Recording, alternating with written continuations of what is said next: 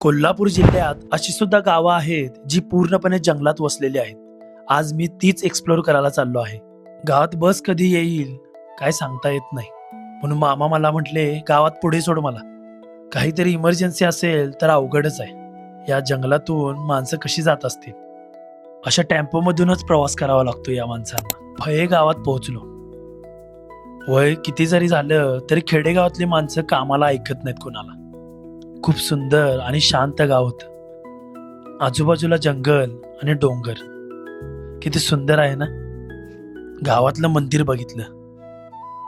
ही series मी का सुरू केली ते मला स्वतःलाच माहित नाही, पण या प्रवासात खूप काही शिकायला मिळालं. खूप माणसं भेटली, नवी गावं दिसली, नव्या भाषा ऐकायला मिळाल्या आणि प्रत्येक गोष्टी माझ्यासाठी नवीनच होत्या. सगळं सोडून निवांत इथेच राहावंसं वाटतं, या निसर्गात, या हिरव्यागार जंगलात. इथं ना अपेक्षा आहेत, ना स्पर्धा, ना दिखावा.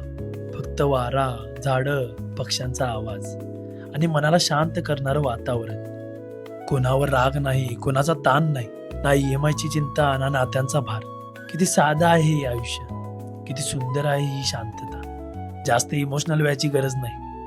हे काय चालतच राहायचं, एन्जॉय करायची लाईफ आणि पुढे जात राहायचं. प्रत्येक नवीन गाव, प्रत्येक नवीन माणूस मला काहीतरी शिकवून जातो आणि हाच प्रवास मला हवासा वाटतो.